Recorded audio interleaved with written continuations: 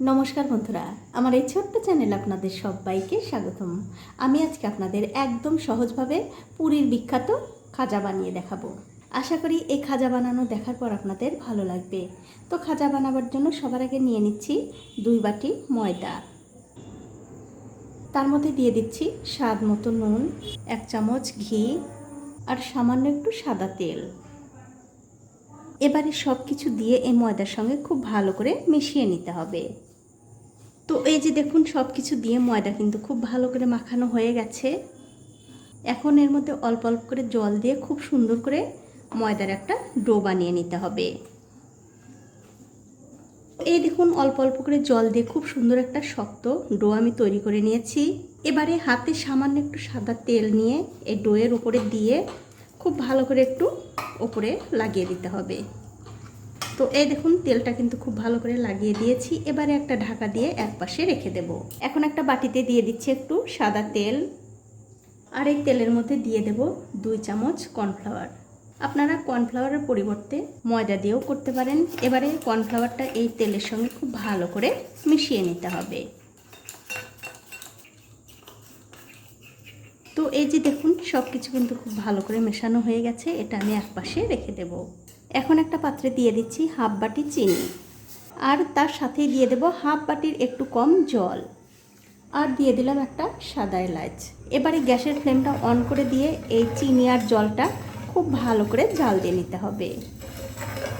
তো এই দেখুন, 3-4 মিনিট সময় ধরে এই চিনি আর জল কিন্তু আমি খুব ভালো করে জাল দিয়ে নিয়েছি। তবে বন্ধুরা, এই চিনি আর জলটা কিন্তু খুব একটা বেশিক্ষণও কিন্তু জাল দেওয়া যাবে না, তাহলে কিন্তু চিনির রসটা একদম ঘন হয়ে যাবে।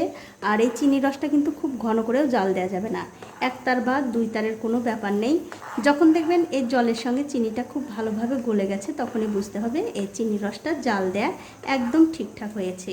এখন আমি আপনাদের একটু দেখিয়েও দিচ্ছি ভালো করে বোঝানোর জন্য। একটুখানি চিনির রস এরকম করে 2 আঙ্গুলের মাঝখানে নিয়ে যদি দেখেন একটুখানি হালকা চিপচিপে ভাব এসে গেছে, তখনই বুঝতে হবে চিনির রসটা জাল হয়ে গেছে। এখন আমি গ্যাসের ফ্লেমটা বন্ধ করে দিয়ে এই চিনির রসটা একপাশে রেখে দেব। এবারে যে ময়দা আমি ঢেকে রেখেছিলাম তার উপর থেকে ঢাকাটা তুলে নিলাম। তুলে নিয়ে এই ময়দাটা আবারও একটু ভালো করে মাখিয়ে নেব। দেখুন, খুব ভালো করে মাখানো হয়ে গেছে। এখন আমি এখান থেকে ছোট ছোট করে লেচি কেটে নেব।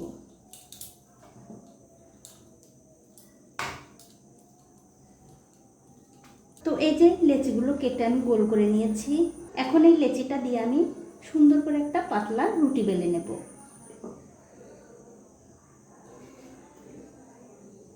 তো এই দেখুন, খুব সুন্দর করে পাতলা একটা রুটি কিন্তু আমি বেলে নিয়েছি। আর একই রকম করে কিন্তু আমি সবগুলো রুটি বেলে নিয়েছি। তার মানে এখানে আমার 7টা লেচি হয়েছিল। 7টা লেচি দিয়েই কিন্তু আমি রুটিগুলো খুব ভালো করে বেলে নিয়েছি। এবারে যে মিশ্রণটা আমি তৈরি করেছিলাম, সেই মিশ্রণটা একটুখানি নিয়ে এই রুটির উপরে লাগিয়ে দিচ্ছি। তো এই দেখুন, কর্নফ্লাওয়ারের মিশ্রণটা কিন্তু আমি খুব ভালো করে রুটির উপরে লাগিয়ে দিলাম। এবারে আরও একটা রুটি আমি এর উপরে দিয়ে দিচ্ছি। আর ঠিক এরকম করে কিন্তু আমি 7টা রুটি একটার উপর একটা দিয়ে কর্নফ্লাওয়ারের মিশ্রণ দিয়ে রেডি করে নেব। তো এই দেখুন, এক এক করে কিন্তু আমি সবগুলো রুটি দিয়ে দিয়েছি। সব শেষে আমি আরও একটা রুটি দিয়ে দিলাম। আর এই রুটিটা দেওয়ার পরে কিন্তু এর উপরে আর মিশ্রণটা লাগাতে হবে না। এখন আমাদের যা করতে হবে, হাত দিয়ে একটু চেপে চেপে এই রুটিটা একটু সমান করে নিতে হবে। দেখুন, ঠিক এরকম করে। এবারে একটা বেলনি দিয়ে খুবই হালকা হাতে এই রুটিটা আবার একটু বেলে নিতে হবে। দেখুন, ঠিক এরকম করে একটু উল্টা পাল্টা করে এরকম করে একটু বেলে নিতে হবে। তো এই দেখুন, রুটিটা কিন্তু আমি আবারও হালকা হাতে একটু বেলে নিয়েছি। এবারে আমাদের যা করতে হবে, এই রুটিটা ধরে একটু রোল করে নিতে হবে।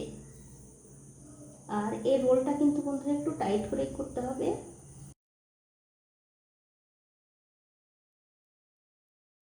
আর এই লাস্টের দিকে আমি একটু জল লাগিয়ে দিচ্ছি, যাতে এই জোড়াটা খুলে না আসে। এবার একটু ঘুরিয়ে ঘুরিয়ে হালকা করে একটু লম্বা করে নেব। এই দেখুন, এটা কিন্তু হয়ে গেছে। এবার একটা ছুরি দিয়ে খুব সুন্দর করে পিস পিস করে কেটে নিতে হবে। তো এই যে সবটুকু রোল কিন্তু আমি কেটে নিয়েছি, আর আপনাদের একটু দেখিয়েও দিচ্ছি। দেখুন কতগুলো লেয়ার হয়েছে। এবারে হাত দিয়ে একটু সমান করে নিতে হবে, মানে একটু গোল করে নিতে হবে, ঠিক এইভাবে। তো সবগুলো লেচি কিন্তু আমি হাত দিয়ে একটু গোল করে নিয়েছি। এবার আমাদের যা করতে হবে, একটা লেচি নিয়ে লেচির মাঝখানে ঠিক আঙুল দিয়ে এরকম করে একটু চ্যাপটা করতে হবে। এতে করে কি হবে, এর লেচির মধ্যে যে লেয়ারগুলো আছে সেই লেয়ারগুলো খুব সুন্দরভাবে বেরিয়ে আসবে। দেখুন ঠিক এরকম করে। এবার আমি বেলনি দিয়ে হালকা করে একটু বেলে নেব। দেখুন এটা কিন্তু হয়ে গেছে, এটা আমি রেখে দিচ্ছি। আর ঠিক এই একই রকম করে কিন্তু সবগুলোই বানিয়ে নিতে হবে।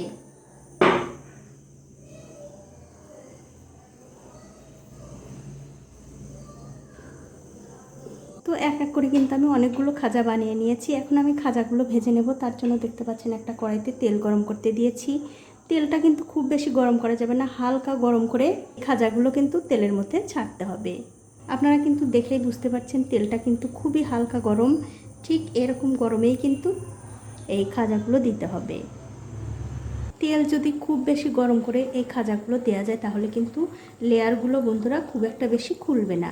এবার আমি কড়াইটা ধরে একটু দুলিয়ে দিচ্ছি যাতে এই খাজাগুলো আস্তে আস্তে তেলের মধ্যে ভাজাও হতে পারে, আবার লেয়ারগুলোও খুব সুন্দরভাবে খুলে যায়। তো এই যে দেখুন খাজাগুলো কিন্তু আস্তে আস্তে তেলের উপরে কত সুন্দরভাবে ফুলে উঠছে। আমি খুবই হালকা হাতে একটু উল্টে দিচ্ছি যাতে অপর দিকটাও ভালোভাবে ফুলে উঠতে পারে। দেখুন কতটা সুন্দর হচ্ছে আর কতটা সুন্দর লেয়ার। আপনারা কিন্তু অবশ্যই একবার হলেও বাড়িতে এইভাবে খাজা বানিয়ে খেয়ে আমাকে কমেন্ট করে জানাতে ভুলবেন না আপনাদের কেমন লাগলো। তো এই দেখুন সবগুলো খাজাই কিন্তু আমি উল্টে দিলাম। এবারে এইভাবে উল্টে পাল্টে আরও কিছুক্ষণ লাল লাল করে ভেজে নিতে হবে। তো এই দেখুন প্রায় 10-12 মিনিট সময় ধরে উল্টে পাল্টে এই খাজাগুলো কিন্তু আমি খুব ভালো করে ভেজে নিয়েছি। দেখতেই পাচ্ছেন খাজাগুলো কিন্তু খুব সুন্দর লাল লাল করে ভাজা হয়ে গেছে।